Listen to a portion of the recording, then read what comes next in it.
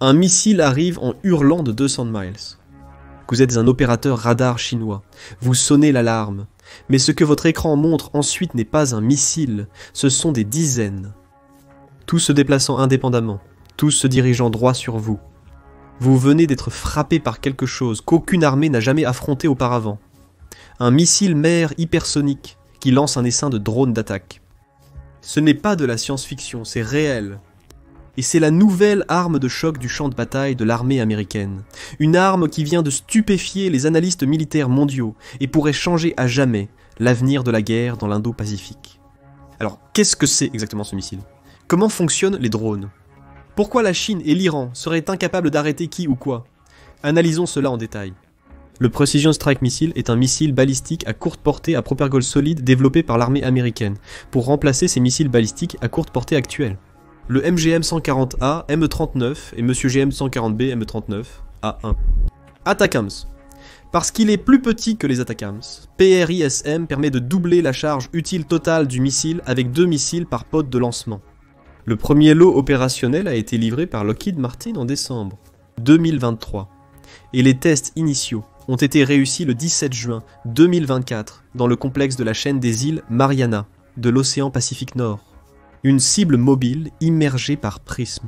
Le dock de transport amphibie de classe Austin décommissionné. L'United States Ship Cleveland. Fin décembre, Lockheed Martin a annoncé que l'armée américaine avait débuté des tests d'utilisateurs indépendants, appelés tests d'utilisateurs limités, dirigés par le soldat, ou tests d'utilisateurs limités dirigés par le soldat.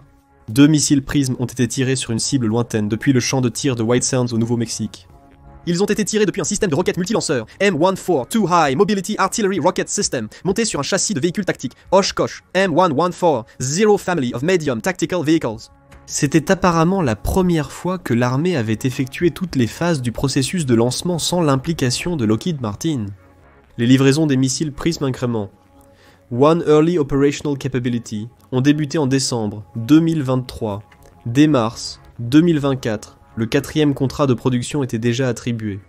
Parlant du potentiel de cette nouvelle arme, l'accord cadre couvre 1018 missiles, tandis que les plans d'achat total incluent au moins 3986 missiles. Dans la version PRISM Increment 1, la variation Increment 1 du PRISM est l'une des 5 soit actuellement testées en développement, soit prévues pour le développement. Il a été créé sous les limitations imposées par le traité sur les forces nucléaires à portée intermédiaire, et a donc une portée maximale de 249 miles, la limite du traité. Avec une longueur de 13 pieds et un diamètre de 17 pouces, il peut transporter une ogive de jusqu'à 200 livres. Et peut être lancé à la fois depuis le système M142 High Mobility Artillery Rocket System et le M270 à 2 multiples Launch Rocket System. L'Incroyable 2 du Prisme est officiellement connu sous le nom de missile anti-navire basé à terre, ou missile anti-navire basé à terre. Contrairement à l'Incroyable 1, il a un chercheur multimode, lui permettant de traverser plus aisément un territoire interdit. Un chercheur multimode est une technologie sophistiquée qui permet aux missiles d'identifier et de frapper avec précision des cibles maritimes. Il combine radar actif et guidage infrarouge passif, permettant aux missiles de s'adapter à divers scénarios de cibles et conditions environnementales. Développé après le retrait des États-Unis du traité sur les forces nucléaires à portée intermédiaire. En 2019, la portée du Prism Incorporated 2 devrait doubler pour atteindre environ 435 miles. On s'attend également à ce qu'il vole beaucoup plus vite. Comme son nom l'indique, le missile anti-navire basé à terre sera un missile balistique anti-navire, et en conjonction avec le chercheur multimode, aura la capacité d'engager des cibles en mouvement. Cela en fait un outil redoutable dans la guerre navale, capable de neutraliser les navires ennemis avec précision et efficacité. Bien que l'acquisition ne soit prévue que pour commencer en 2027, les premiers tests ont déjà été effectués depuis juin 2024. L'Incrément 3 est conçu pour être utilisé comme une arme anti-fortification, destinée à détruire une plus grande variété de cibles que les itérations précédentes, tout en incluant la plupart des mêmes technologies présentées dans les incréments 1 et 2. Son principal ajout est une extension à la variété d'armements qu'il peut transporter. Cela signifie plus d'explosifs et de munitions plus létales, allant de l'explosif à haute puissance à la sous-munition, permettant aux missiles d'engager efficacement une large gamme de cibles. Il n'y a actuellement aucune information disponible quant à la date d'acquisition de l'Incrément 3 par les forces armées américaines. Cependant, il est prévu qu'il sera disponible après le déploiement des Incréments 1, 2 et 4. L'Incrément 4 est conçu avec un accent sur l'extension de portée. Il est conçu pour atteindre des cibles au-delà de 1000 km, un exploit réalisé grâce aux avancées dans la technologie de propulsion et l'aérodynamique. Cette portée étendue offre une flexibilité opérationnelle accrue, permettant aux forces d'engager des cibles à distance de sécurité. Cette capacité de portée étendue, combinée à sa précision, son guidage et ses charges utiles puissantes, fait du PRISM Inc 4 un atout de frappe à longue portée très efficace. Enfin, l'increment 5, dont le développement scientifique et technologique doit débuter en 2026. Le but est de combiner la portée étendue de l'increment 4 avec la capacité de lancement depuis un lanceur autonome. Le pod de lancement M270. Multiple Launch Rocket System mesure environ 13 pieds, ce qui limite en partie la portée de ce qu'il tire. Toutefois, l'autonomie de la cabine permettrait d'allonger le lanceur. Cela permettrait au Prism Inc 5 d'atteindre des portées qui paraissent irréalistes actuellement. Selon le général de brigade Rory Crooks, directeur de l'équipe interfonctionnelle des tirs de précision à longue portée de l'armée américaine. La famille PRISM fait partie intégrante d'une vision à long terme plus vaste sur laquelle l'armée travaille depuis quelques années. Cela comprend également un nouveau système de lancement terrestre appelé Typhon, capable de tirer des missiles polyvalents SM-6 et des missiles de croisière d'attaque terrestre Tomahawk, ainsi que le missile hypersonique Dark Eagle en cours de développement, en coopération avec la marine américaine. Le PRISM est donc un nouvel élément clé de l'arsenal américain, et d'autres pays se préparent déjà à l'obtenir également. L'armée australienne est déjà devenue partenaire du programme PRISM pour les phases 2 à 4. L'armée britannique et les pays baltes ont aussi montré leur intérêt pour l'achat du PRISM, et en août 2024, les États-Unis ont refusé une demande de la Norvège pour l'acquérir. Maintenant, le missile peut transporter non seulement ses propres ogives, mais aussi un essaim de drones Coyote de pointe, pour être précis. Nous pouvons donc nous attendre à voir la liste des acheteurs potentiels croître exponentiellement. Tout comme le Prism, le Coyote a connu plusieurs itérations et existe en 3 configurations distinctes à usage militaire. Fabriqué par Raytheon, le Coyote original est un petit système d'aéronef sans pilote, jetable, capable de fonctionner en essaims autonomes. Déployé pour la première fois en 2007 encore en développement ACR, il est généralement lancé à partir d'une canette Sonoboy, les ailes se déployant dans la phase de vol précoce. Le Coyote de base fonctionne jusqu'à 1 heure avec des charges utiles interchangeables. Il est utilisé par l'administration nationale océanique et atmosphérique depuis 2014 pour le suivi des ouragans.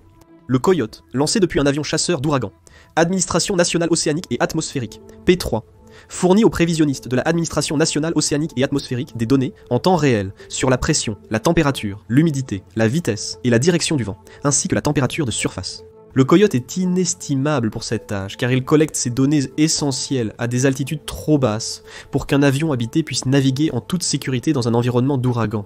Ses successeurs sont aussi évalués en profondeur par l'United States Air Force et l'armée, pour un usage militaire actif sur le terrain. Alors, comment l'armée américaine utilise-t-elle le Coyote ? La première application militaire était un système de contre-aérien non habité, contre-aérien non habité système, destiné à intercepter d'autres petits véhicules aériens sans pilote. La version Coyote Counter System d'aéronef sans pilote mesure 24 pouces de long, a une envergure de 58 pouces, et est lancé depuis un lanceur en boîte pneumatique. Avec une vitesse maximale de 81 miles par heure, il pèse 13 livres, et produit un effet cinétique en s'écrasant sur les drones ennemis ou en explosant près d'eux, et en dispersant des fragments d'explosion de sa tête d'arme de 4 livres. En 2018, le corps des Marines des États-Unis déployait un contre-aérien, non habité système en développement depuis 2 ans. Le système de défense aérienne au sol contre les systèmes d'aéronefs sans pilote, ou Ground Based Air Defense. Le système se compose du RPS-4, de 2 radars en bande S, des capteurs visuels du système de guerre électronique MODI, et du véhicule aérien sans pilote anti-drone Coyote pour détecter, suivre et détruire les drones hostiles. Le système peut fonctionner à partir d'une base opérationnelle avancée, ou de véhicules tels qu'un MATV, ou une paire de véhicules tout-terrain, MRZR. La variante Coyote utilisée dans Ground Based Air Defense est surnommée le Coyote Block 1B. Elle est équipée d'un chercheur de fréquences radio et d'une ogive de proximité, travaillant en conjonction avec le système de fréquences radio KU, bande de Raytheon, ou radar KU Radio Frequency System pour intercepter les drones de classe 1 et 2. Le KURFS peut détecter les systèmes d'aéronefs sans pilote de classe, jusqu'à 9,9 miles, et peut apparemment même détecter des objets aussi petits qu'une balle de 9 mm. Le Coyote Block 1B pèse moins de 10 livres par lui-même. Les opérateurs le tirent, comme un missile traditionnel à partir d'un tube de lancement qui est facilement adaptable aux applications lancées par air, mer et sol. Après le lancement, L'aile principale de 6 pieds, les stabilisateurs arrière et la double queue caractéristique du drone se déploient. Un opérateur reste en boucle en tout temps et peut effectuer des corrections de trajectoire ou donner d'autres commandes.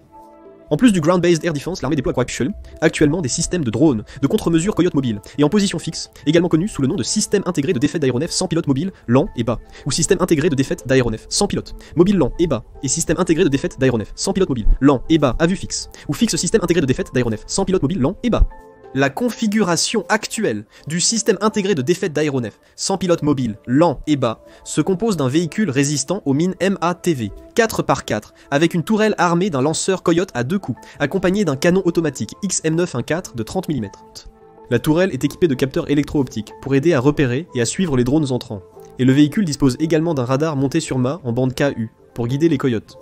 Le système MLID complet comprend également un second véhicule MATV équipé de capteurs supplémentaires et de capacités de guerre électronique. Cependant, il a été question de combiner ces capacités sur une seule plateforme, peut-être en utilisant le véhicule blindé Striker 8x8. De plus, FSLID est un système palettisé en 2 parties. Une palette contient un lanceur Coyote à 4 coups et des capteurs, l'autre un radar en bande KU. Les radars des MLID et Fix LED sont similaires en conception, mais la version palettisée est plus grande et performante. Les MLID et les Fix LED peuvent aussi être connectés à d'autres capteurs externes et combinés avec différents types d'effecteurs. Mais le potentiel d'application militaire du Coyote ne s'arrête pas à la lutte contre les drones. Raytheon, en consultation avec l'armée américaine, a développé une variante Block 2 équipée d'un moteur à réaction pour améliorer la vitesse et le temps de stationnement, permettant d'engager des cibles plus grandes et plus éloignées. Le Coyote Block 2 a été introduit en 2020 et dispose de capteurs améliorés et d'un moteur à turbine pour augmenter la vitesse jusqu'à 370 miles par heure. En utilisant des composants commerciaux, l'intercepteur est assez abordable pour contrer de larges essaims de drones. 4 ailerons de contrôle sortent autour de la queue, permettant des manœuvres à haute vitesse et la poursuite de cibles évasives, offrant une capacité de type combat aérien. Il utilise un petit radar chercheur pour se concentrer sur sa cible, et une sous-variante Block 2+, avec un chercheur amélioré, a depuis été développée. Lors de l'engagement de cible, sa charge militaire produit un champ fragmenté d'éclats rapides, optimisé pour détruire les petits drones. Il possède aussi une portée opérationnelle impressionnante. Utilisant un propulseur à fusée avec moteur de maintien à turbine, il peut engager des menaces à des distances de 6,2 à 9,3 miles, et même réattaquer s'il manque au premier passage.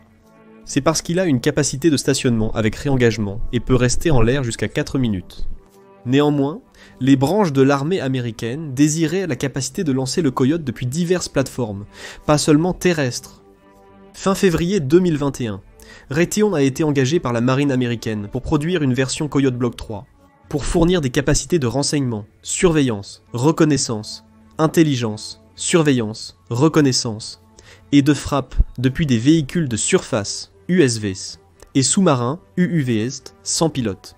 En août 2021, l'entreprise a annoncé que lors d'un test d'interception aérienne, le Coyote Block 3 avait utilisé une ogive non cinétique pour vaincre un essaim de 10 drones divers. Il n'a pas été précisé si l'ogive utilisait la guerre électronique, une arme à énergie dirigée, ou autre chose.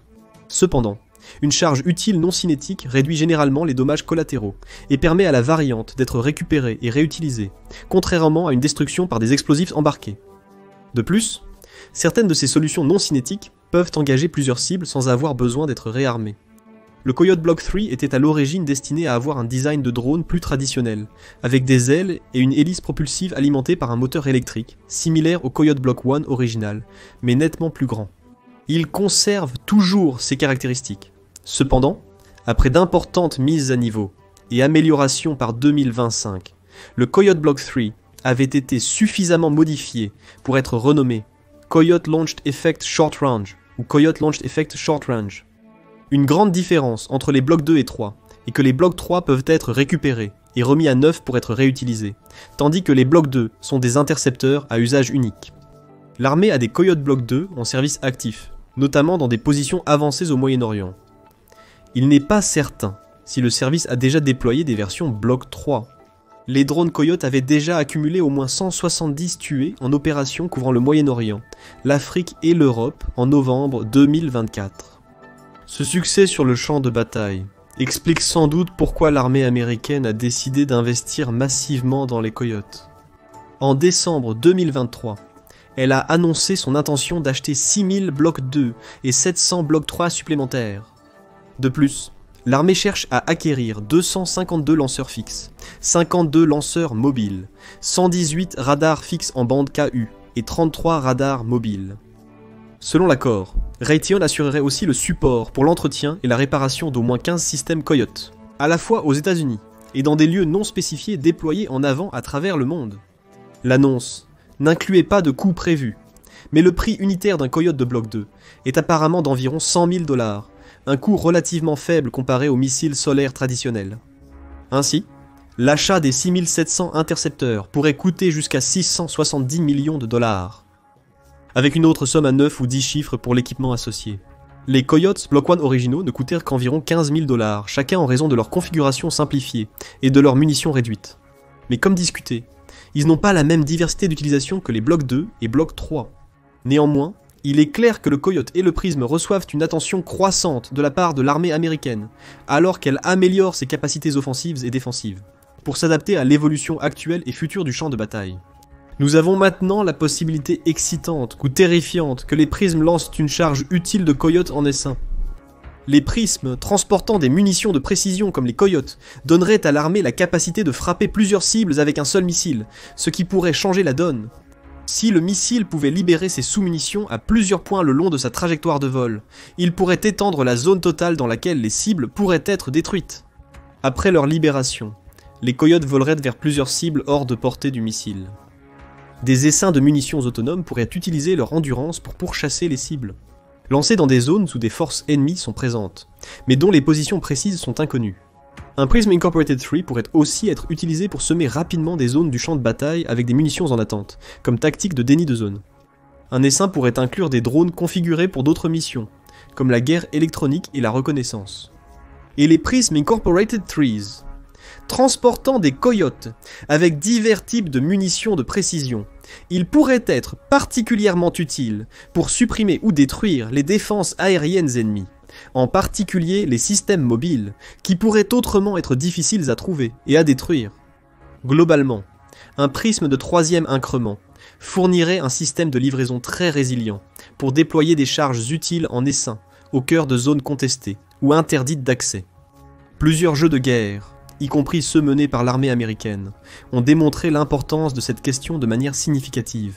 Que des essaims de drones relativement bon marché, en réseau et avec un haut degré d'autonomie pourraient changer la donne dans les conflits de haut niveau à venir.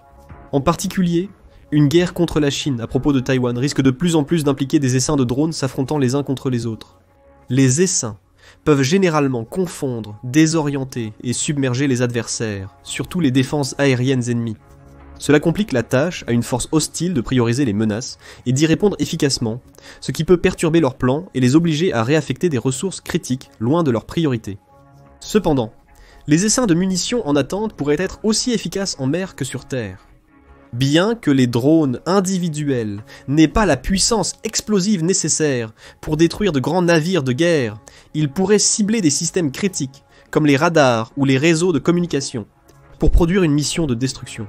Cela pourrait mettre ces navires hors service pendant une période significative pendant que les réparations nécessaires sont effectuées. Un essaim peut être composé d'autres éléments, en plus des munitions en attente, comme mentionné auparavant. Soit des Coyotes, ou d'autres petits drones transportant des intelligences, surveillance, reconnaissance des guerres électroniques, des drones leurres, ou d'autres charges utiles pourraient être mis en réseau, offrant diverses fonctionnalités pour optimiser la détection et l'élimination des menaces. Et maintenant, les ennemis des États-Unis devront faire face à ces essaims de drones en réseau livrés par un missile hypersonique. Cependant, le déploiement de sous-munitions depuis un missile balistique à vitesse supersonique ou hypersonique pose des défis importants. Cela est principalement dû aux contraintes physiques et thermiques, surtout au moment de la séparation. Les charges utiles fragiles, comme les drones, conçus pour des vitesses subsoniques, auraient besoin d'un moyen de ralentir en toute sécurité après leur largage initial. Bien qu'il ne soit pas encore clair comment l'armée prévoit de faire face à ces défis, des manœuvres qui dissipent de l'énergie avant la libération aideraient certainement. Mais tout bien considéré, les prismes remplis de Coyotes de Bloc 2 ou Bloc 3 représenteront un défi redoutable. Pour des armées comme celle des Chinois et des Iraniens, bien sûr. L'armée chinoise a beaucoup investi dans diverses capacités avancées sans pilote, y compris la technologie permettant des essaims, en réseau. Et on peut dire qu'elle a fait plus de progrès dans le déploiement de ces plateformes aux États-Unis, du moins autant que nous le savons. Un futur conflit dans et autour du détroit de Taïwan pourrait très bien voir l'armée de libération du peuple employer ses essaims de drones, lancés depuis des zones sur le continent, ou même des navires en mer. Nous devrons attendre pour voir comment se développe la course aux systèmes de drones en essaims les plus redoutables. Quelle est votre opinion? La combinaison de PRISM et de coyotes en essaim peut-elle faire pencher l'avantage de manière décisive en faveur des États-Unis? Quel système d'armes semblable pourrait faire la différence selon vous? Partagez votre avis dans les commentaires. Merci d'avoir regardé cette vidéo.